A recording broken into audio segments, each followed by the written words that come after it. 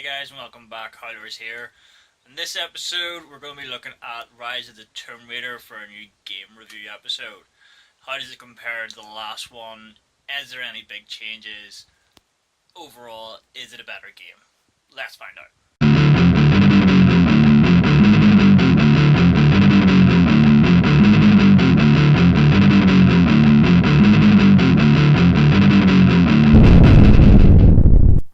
Now, I have to say, I find this game really hard to review. When I sat down to actually think about this, I was finding it really hard to actually come up with a decent review of the game. Um, a lot is there from the first game. You have Tomb Raider the Definitive Edition on the PS4 and the Xbox One, and a lot of people do a direct comparison, and both games are pretty much the exact same. There hasn't been a huge increase in graphics, gameplay.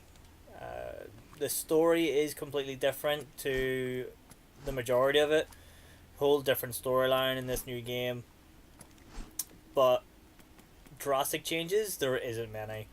You saw there the menu system, it is the exact same tools. You get your bow, you get your handgun, machine gun, a shotgun, you get your pickaxe, the different skills, the different equipment you can develop throughout the game. With this one, because I played this on the PS4, this has the 20th anniversary edition, so it comes with tons and tons of different outfits that you can choose from. Once you complete the game, you can actually replay it with the original outfits from some of the original Tomb Raider games that were original in like the PS1 and the PS2, which was a really cool wee novelty, which, to be fair, I didn't use once I completed the game. It's a novelty, it's there. Um, it is a really, really nice looking game. It is, as with the last one, they're both very, very good looking games. Really nice graphics. Some of the landscapes were really, really impressive with this one. Rise of the Tomb Raider starts off with a huge big mountain scene, and you're up in the mountains with the snow and the wind driving at you. It's really, really impressive. But of course, people are going to automatically try and compare these to like Uncharted 4 and things like that. I thought Uncharted was better looking, to be honest. I don't know, there's a lot in this game where you have these really wide open landscaping shots where it just doesn't look as finely detailed as other games can be out there. But overall, it is a really, really pretty looking game. Now, I will say I did really, really enjoy this game. Whilst I was playing it, I got really, really stuck into it. I'm one of those gamers who will play this for hours and hours, and I will go around and collect every collectible. I'll do all the challenges, which I have pretty much done. I near enough have this game at about 95% completion, I think, at the minute. There's a couple of things I just haven't gone around and gotten, or a couple of challenges I haven't gotten just yet. But when I finished the game, it was at 85%. So I've gone through it, I've got an additional 10% of all the collectibles and that sort of thing. I just got bored. I just couldn't find the willpower to go through and just find all those collectibles. I don't know what it was. I just couldn't be bothered in this one. The last one I went through and I got it 100%. Every location was 100% complete. Every challenge, every collectible. This one, I think it's because of that similarity to the last one. It's just the same thing over again, and there wasn't that big of a variety to it. I finished the game. Yeah, I did go back to it. I did go and collect more collectibles, but I lost interest very, very quickly in it. And I haven't been back to it since, unfortunately. When it comes to overall replayability, I have been watching my girlfriend play this now over the past 2 or 3 weeks, and it is enjoyable to sit and watch it. Even though I've played through it, I know how it ends and things. It is still enjoyable to sit and watch somebody else playing it. It's a good storyline. It does keep you gripped in the game. Um, and then some of the scenes within it, or there's loads of action scenes in it, as with the last game. There's really, really new ways of tackling those action scenes as well, where you can make Molotovs are a big improvement. There's tin can bombs that you can create within the game as well, which are really, really interesting and a lot of fun to play around with and distract the guards and the enemies and things. My one big grievance though with the game, the last one you had what 4 or 5 different sets of bows that you could have, and the compound bow in the last one was amazing. It was so strong, and it had a really good hold time, and it was as soon as you got all 4 parts, it's brilliant. It's really, really good. With this one, you have the same. You've got four. I think you've got about 5 or 6 different bows you can choose from, but no single one of them is outstanding as the best one. Each one of the bows has a separate thing that it's best for. So the compound bow, for example, is the best for power, but you can't hold it for very long. Whereas a bow that has a really long hold time is really weak power.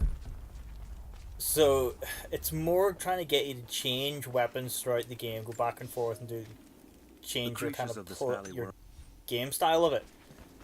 But to me, I really didn't like that. I really, really thought that was a bad turn, and I didn't like that way that had been developed. You go through the game, you get all the chests that you can see I'm doing here in this video, and you get that compound bow or that shotgun or the machine gun or whichever it is. But it turns out then that it's really not that impressive. Because when I finally got the last part for the compound bow, I was like, oh, thankfully this is going to be a really good bow. And it just wasn't. And you'll see here, I just got the shotgun. And when you actually look at the shotgun compared to the standard double barrel, it's not that impressive. It's a good gun, but I'd rather just go with the standard pump action. I think, which was the one I got here?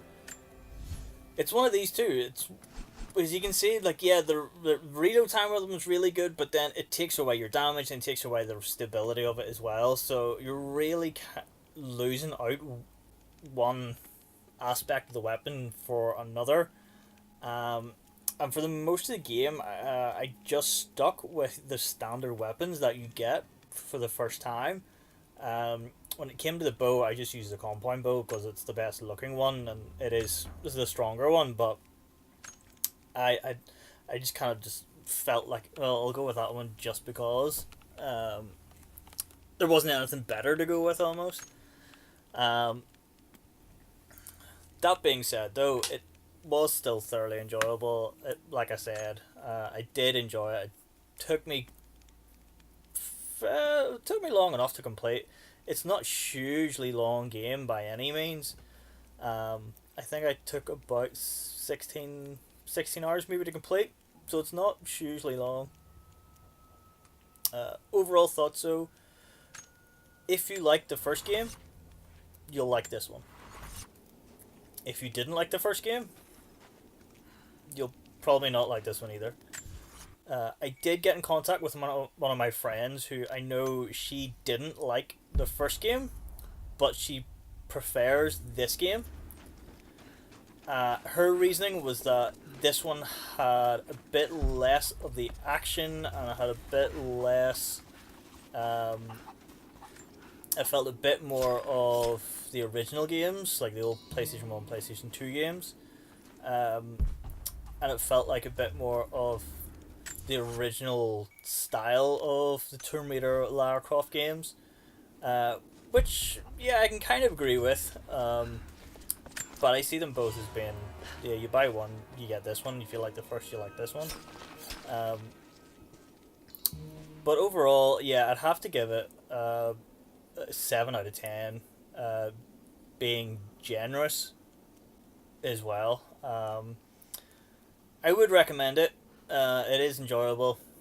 Um, I don't know why it just left this kind of odd taste in my mouth at the end of it. I don't know what it is, why I find it so hard to critique this game, or I don't know. It just feels weird, kind of trying to do a review of it. But there you are, folks. Yeah, if you like the first one, go get it. You will enjoy it.